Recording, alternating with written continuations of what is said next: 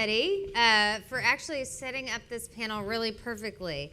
I'll do really brief introductions. We're going to have a discussion up here, and then we'll open it up for Q&A from the audience. First, I'll just go down the line here. We have Lindsay Washington, who is an EMT in Washington, D.C., and a new member of AFSCME. Glenn Hutchins is a founder of Silver Lake Partners and a leading investor in technology and a CAP board member. Austin Goolsbee is a former chairman of the Council of Economic Advisors under Barack Obama and is currently the Robert P. Gwynn Professor of Economics at the University of Chicago Booth School of Business. And Senator Jeff Merkley is a champion for the people of Oregon and for all working Americans. He serves as a member of the Appropriations, Budget, Environment, and Public Works and Foreign Relations Committees in the Senate.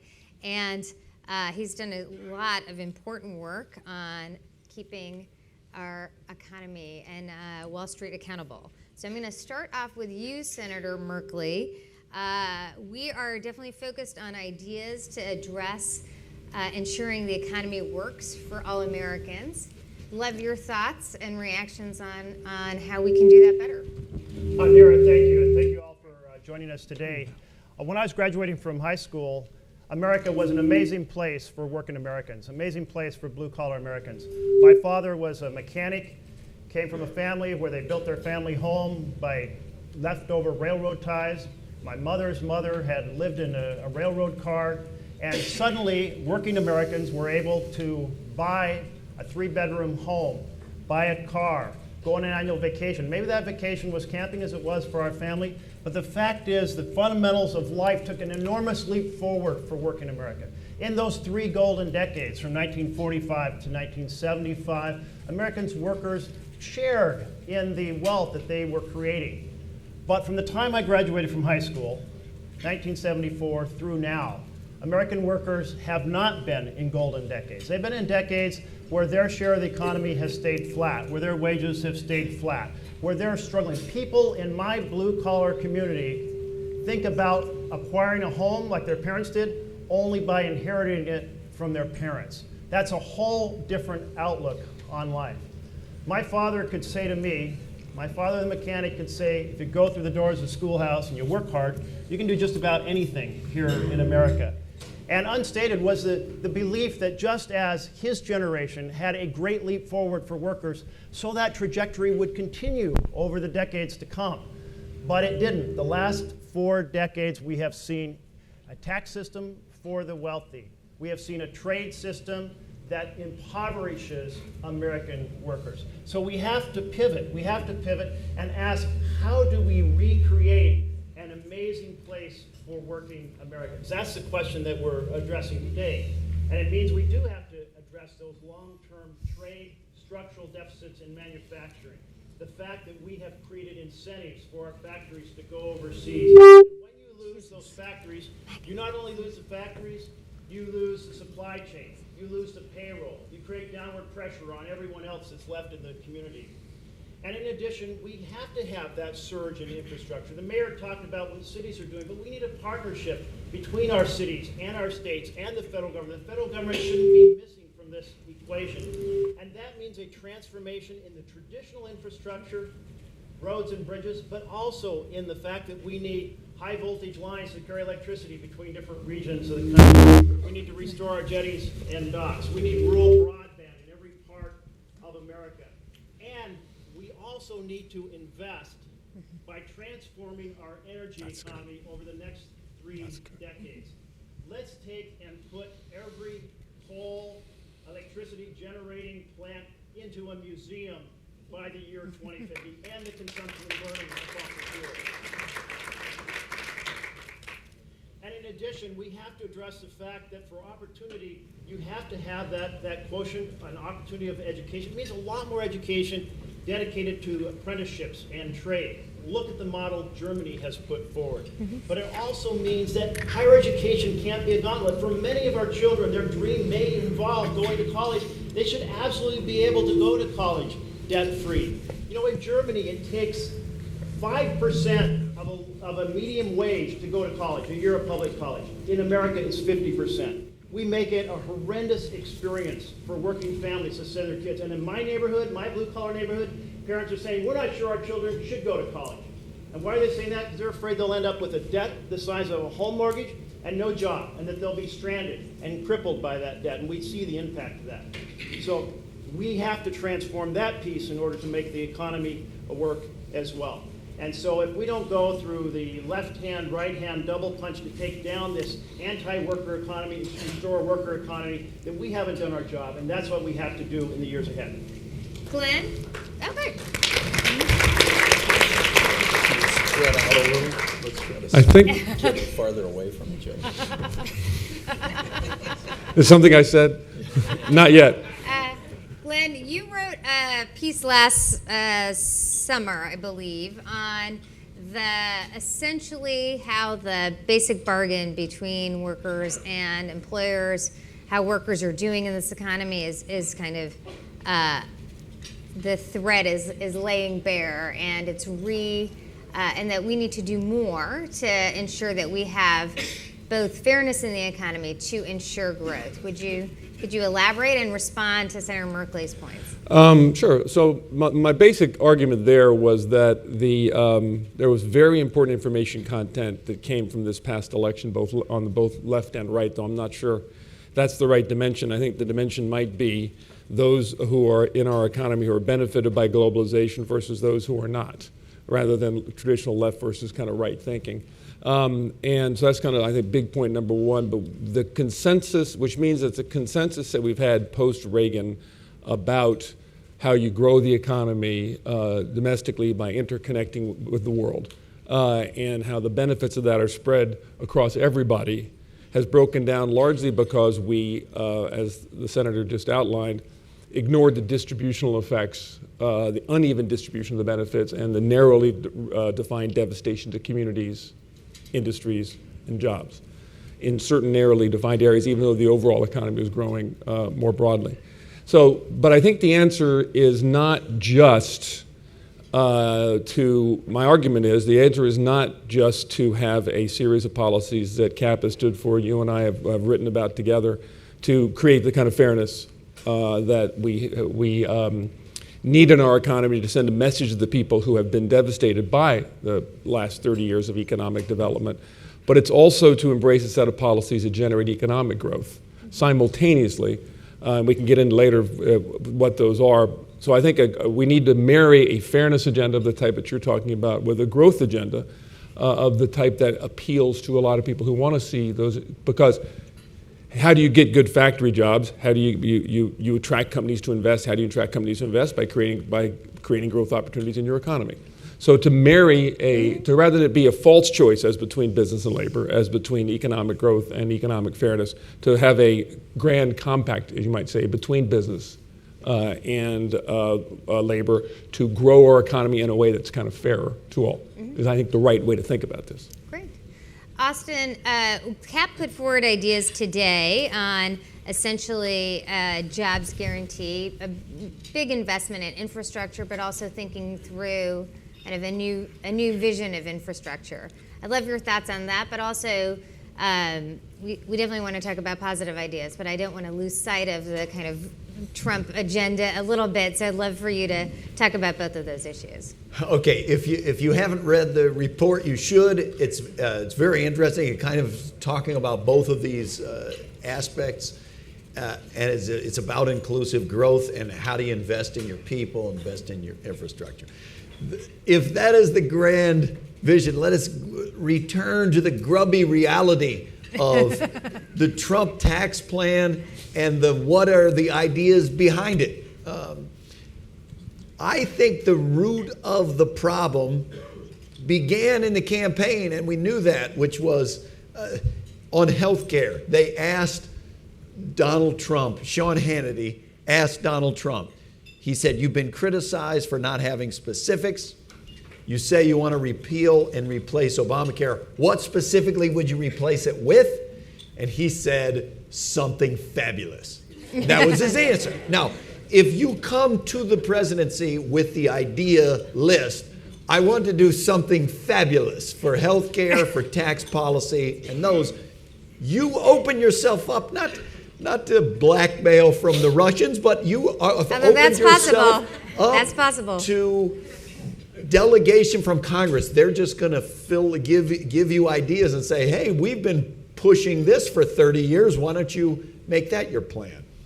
The Trump tax plan, as has been outlined, would be the biggest tax cut for very high-income people in the history of the United States. By far, more than twice as big as George W. Bush's tax cut was, which, if you're old enough, you remember we all said, if not in this very room, we all said together that the country cannot afford to do this. This is a terrible idea. This would be twice as big as that. It would create the biggest loophole ever in the history of the U.S. tax code by allowing anyone that has a private business to call that profit, and they will have to pay only 15% marginal rate on that. Now, just to put that in perspective, if you are a regular American worker who's currently filing, say you're a single parent, so you're filing as a head of household. If you make $38,000 a year, you will have to pay, he's going to get rid of head of household. You will file as a single person. You will pay a 25% marginal rate plus another 7.5% or so of payroll tax. So you're going to pay a 30+% marginal rate, while somebody who literally made $1 billion a year will be paying a 15% rate. It doesn't make any sense. And the thing that I can't understand is, how do you look at the last 30 years of the economic history of the United States, in which we've had a decline of manufacturing and working people, in which we've seen an increasing divergence between productivity and profits of large corporations and what they pay people, and the erosion of the social compact. How do you look at the 30 years of history and say, the thing we were missing is we didn't cut billionaires' taxes enough and run up the deficit enough? That's the premise of the plan. The basic worldview, I think, is that we have to have growth. We have to. If we want to restore what we had in the past, we must grow again. And it might be in manufacturing, it might be EMTs like Lindsay, it might be services, but we have to grow. And there is a difference of worldviews of where growth comes from. And one worldview says growth comes from the absence of government. That if we just get rid of all the regulations and rules of the road and cut the tax rates, then growth will come. And if you believe that worldview, I think you have a puzzle, which is, why is Silicon Valley in California? A place which doesn't have low taxes, doesn't have low regulation, never has. It's not on the island of Vanuatu, which is somewhere in the Pacific, and there are no taxes of any kind on Vanuatu. There are no capital gains taxes, no income taxes, no corporate taxes at all. Sometimes when I talk about Vanuatu, people will come after, where is this island of Vanuatu? Look, why isn't it on Vanuatu? You know why. It's because the dynamic, innovative companies in the United States do not primarily move to Silicon Valley or New York City or wherever they go because it's cheap. They go there because they can't afford not to go there. Because those are places where they've invested in people, where there's high human capital, where the economic infrastructure is strong, and that's not free. Investing in your economic infrastructure and your people is not free. It does require tax revenue. It does require the government to invest in education and science and all the things that we need to grow. And that, I think, is what the fight is really about. Senator Merkley, just briefly, one of the things that we've seen over the last 30 years, in addition to one vision of taxes, is an erosion of the ability of all workers to demand higher wages for their human capital. So one of the challenges there has been the erosion of unions in the United States. I wanted to ask you to talk briefly about that, and then I'm going to turn to Lindsay to talk about her experience. You bet. And I think what we've been describing is that Trump, in the health care plan and in his tax plan, is a billionaire's first strategy. And that what we're talking about here is developing a workers' first strategy. It's a dynamically different approach to this world. Trump may have talked about workers in his campaign, but the reality on the ground is billionaires first. And an extraordinary tax giveaway with 24 million people losing health care, extraordinary one-page summary of a $6 trillion, I believe, tax giveaway over 10 years. And so, but let's returning to this question then of the power of workers. What I described before was how the loss of manufacturing undermined the leverage of workers to fight for good wages, but it also undermined the organizing power of workers to lose those concentrations of factory workers. And we had, from the time of Reagan forward, a deliberate assault by the most powerful people in the country to dismantle unions. It was a strategy of taking the 1%, saying, hey, if we're going to rule this place, we have to divide the rest of the country. We have to do rural America against urban America. We have to divide, if you will, government unions against non-government labor unions. We have to blame and split working America into pieces so that we can continue to write the rules. And a big piece of that was this assault on unions. What we saw when unions thrived was that workers got a full measure, a fair measure of the wealth that they were creating. And they're not getting that fair measure today. Lindsay, we've been talking about a lot of theories here, but I also just wanted to really make it kind of real to people in a sense. You're organizing, and I wanted to just give a sense to the audience of why you're doing that and why you think it matters to you and your family. Well, thank you for having me. Just a little bit. My name's Lindsay. I'm 26. I've been at EMT for about a year now, here in DC. Sorry, I don't do this often. So we decided to organize because we had three main issues. We wanted fair pay, fair schedules, and working equipment. Because we, as far as working equipment, we are our patients' primary providers. Without working equipment, we can't give them the best care possible. And that's something that's really important, because if we can't give you care, we're not doing our job effectively. As far as scheduling, we wanted to, excuse me. Don't worry. Take your time. We wanted fair schedules. We wanted to be able to go to the doctors. We wanted to spend time with our families. We wanted to be able to do panels like this without having to worry about, well, can I take off work? Do I have enough leave to take off work? You know, who's going to cover my shift? And pay. Pay being probably the most important for everyone, not just me, but probably everyone in this room. We wanted better pay because we wanted to invest in ourselves and invest in our futures. I want to be able to go back to school and get my paramedic certification, and without better pay, I can't do that. You know, I eventually want to be able to buy a house, and pay is essential to that. So we felt that if we all came together, we would have a strong voice, a stronger voice, because one person can go to the management team, but that's one person. But when everyone comes together for the same common goal, it really gives you power.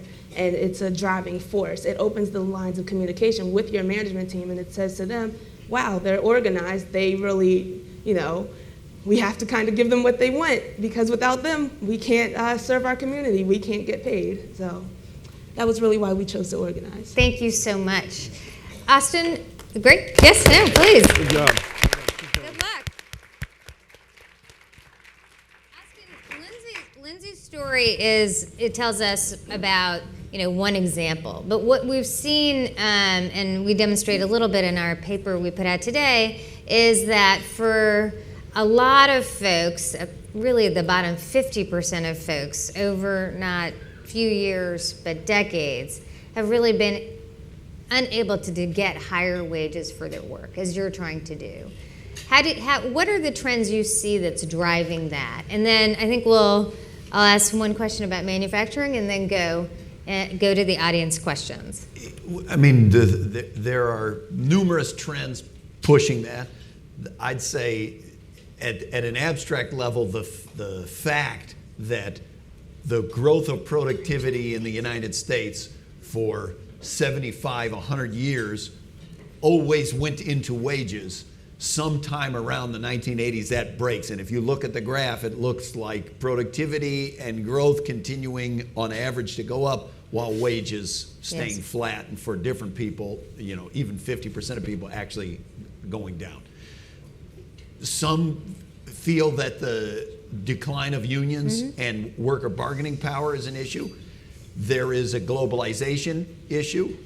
There is, I think, probably the automation and technology is a more important factor maybe than until recently we've given credit to, because it's worth remembering something like 80+% of the U.S. economy doesn't face foreign competition. It's domestic services. So there are a lot of things going on, but the facts are undeniable that people getting paid for their human capital, people being paid in a way sharing in the bounty that has been the increase in profits and the increase in GDP, that sometime 20, 30 years ago begins to break, and by now they've really diverged pretty significantly. Glenn? So I think to answer these questions, we need to look forward, not back. The economy that Lindsay is living in is very different than the economy that your parents lived in. And I would argue it's for another time. The period from 1945 to 1975 was an anomaly in American history, resulting from the fact that at the end of World War II, the United States had the only productive labor force facing the only productive capacity in the world. That fundamentally changed in the late 70s when Germany and Japan had rebuilt, and then fundamentally changed forever when China entered the global marketplace. And we're not going to be able to get back to that halcyon age because it was an anomaly rather than the base case. That's kind of point one. If you look at the other thing to remember is if you look at the manufacturing economy, the United States has never in its history manufactured more than we do today. 2015 compared to 1980, the United States manufactured on an inflation-adjusted basis 2.5 times as much as we did 35 years before that. We're the second largest manufacturing country in the world. We manufacture more than Germany, Japan, and Korea combined. We're second only to China. China has 4 times as many people. On a per capita basis, we manufacture far more than China does. Right? But we only employ 2/3 the number of people to do it today that we did 35 years ago. This is not about the loss of the manufacturing economy. It's about the fundamental change in the nature of the manufacturing employment in the manufacturing economy. One of the best examples of what's the industry that's had the highest increase in productivity during that time period? Mining. One of the reasons why the jobs aren't coming back to West Virginia as Trump might have promised is because mining has become so vastly more efficient than it was 35 years ago that it takes that many fewer people to do it. And it's also migrated from West Virginia to the Powder River Basin in Wyoming, where it's much more efficient, and it's migrated from coal to natural gas. Those are all fundamental changes that no kind of public policy is going to address. You layer on top of that this fundamental change in work that Mayor Garcetti talked about as a result of the technology revolution. And we have to think in very, very different ways around the kind of the social compact we have for people who are of a working age, what jobs they're going to do and what social supports we offer them so we can have fairness in our economy independent of whether or not we have kind of manufacturing or blue-collar jobs that we need to create as a result of creating greater economic growth. I think we need to detach some of these social equity measures that we've talked about, minimum wage, expanded EITC, all the things we've talked about, college affordability, from work, because work has fundamentally changed in the economy which we live today, is fundamentally changing for the future that we face. Yeah, so I think one of the reasons why we've proposed a sort of larger scale investment in infrastructure and more job creation is in part because we have this long-term trend, there is an important social aspect to the dignity of work, and we need to think through bolder ideas about ensuring that I wanted to see, Senator Merkley, if you have any last comments before we turn to the audience. Well, I think it's important to recognize, yes, the economy is very different today, but in every community in America, when your Oreo factory goes to Mexico because they're getting paid $1.35 an hour, when your truck construction factory goes from Portland, Oregon to Mexico because the workers are getting a few dollars a day, those are real losses. And for those who are in the elite who say this just doesn't matter, it really matters on the ground, because it is not just the factory, it is the supply chain, it is the payroll, and it is the downward pressure on everyone else. Now, automation, when I came to the US Senate, I started talking about automation. I talked to economist after economist who said, oh, you're just a Luddite. We've always had automation. It's always increased. And I said, no, this is different. It's affecting every part of the economy. I can show you a dairy in Oregon where the proprietor says, I don't really want to give you this tour because the cows are not used to seeing a human. And it's extraordinary. I mean, nobody feeds them. The machines feed them. The machines sweep up the manure. The machines milk them. No human involved. It's an extraordinary thing to see. And if you can have a dairy like that, what is it that human hands can touch that can't be done by a machine? So this is a very big and different place. Still, I would rather have that truck factory. I would rather have that Oreo bakery here in the United States. And so it is a piece we still have to wrestle with it, and it does help drive the inequality, because we have this shifting measure from what was spent on labor versus capital. And now it's capital and a modest amount of labor. It's going to be a big challenge, and we have to think, therefore, dramatically how we restructure, how we create these living wage jobs, which is what your proposal today is all about. How do we create those living wage jobs in this very different economy? Thank you. Great. We want to take audience questions. Just identify who you are. I hope we'll get a mic to you. One's coming over there. Oh, great to see you, sister. Nice to see you. Hi, I'm Sister Simone Campbell from Network. We got some fame from them on the bus. I know that.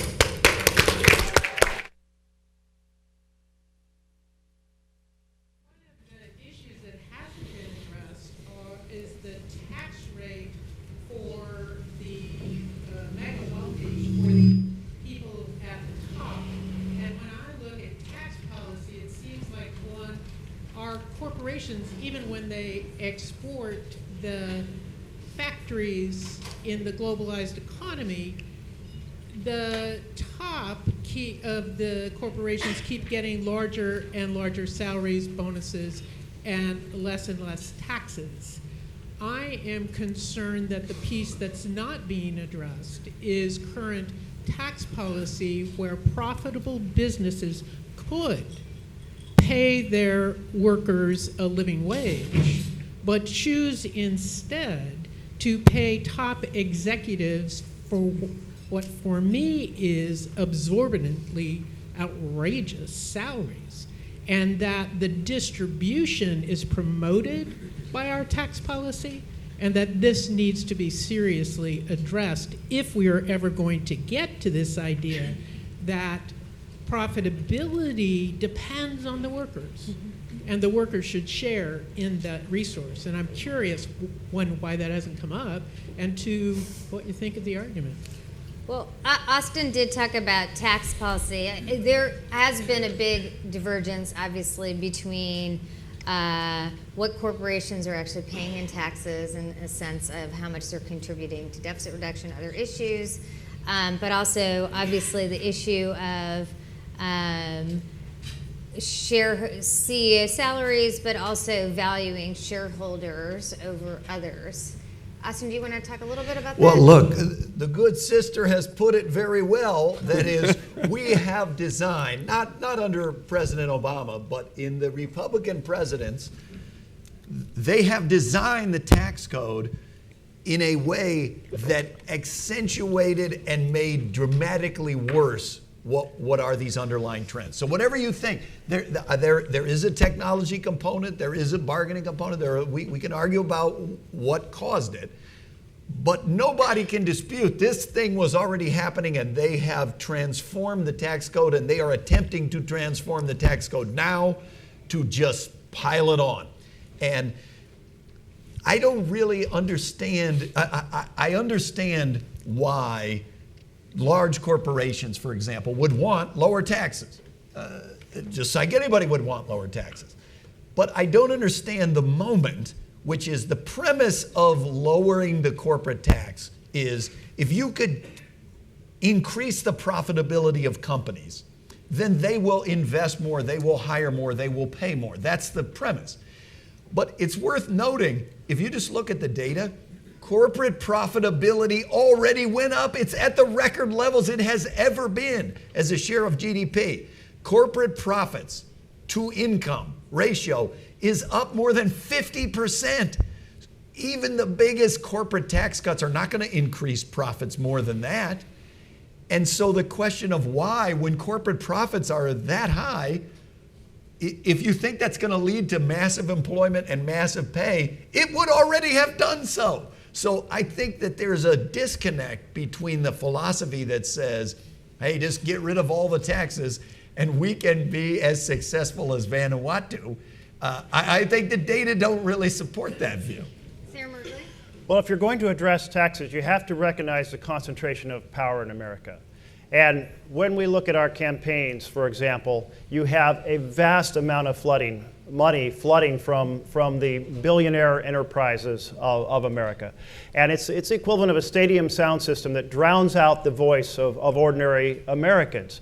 And that disproportional role has been affirmed by Citizens United. If you want to understand why the very first time in our U.S. history a Supreme Court seat was stolen from one administration and delivered to the next, it has to do with concern that there would be a 5-4 change in a decision regarding Citizens United, the role that corporations can play in our campaign system. So as we talk policy, we also have to talk about policy and power, and we have to be willing to have a grassroots operation and embrace it, and in partnership with an inside game inside the building. If you don't have that inside-outside force, and by the way, a huge thanks to Grassroots America, because it's Grassroots America that torpedoed the health care plan that would have thrown 24 million people off of health care in America. Any other questions? Fair?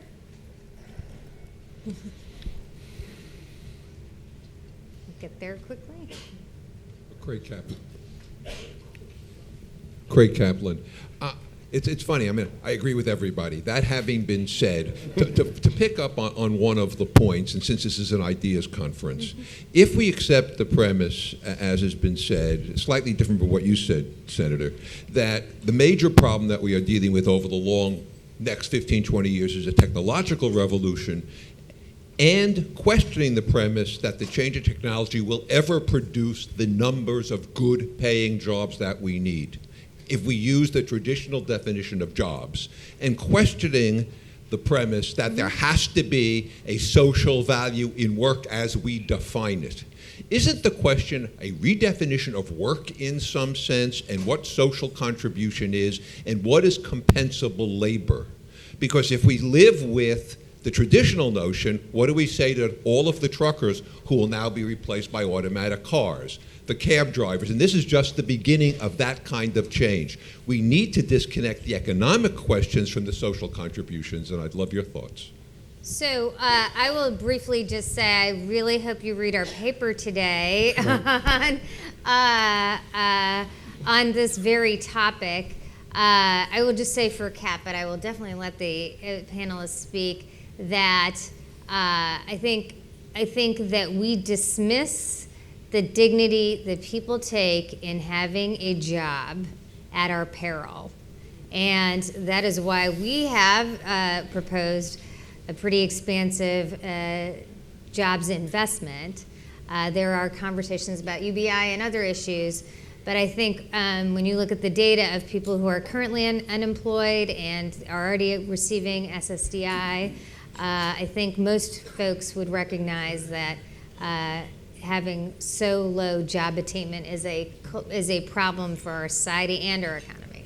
But I'll let anyone on the panel want to respond to the broad point of how we redefine work.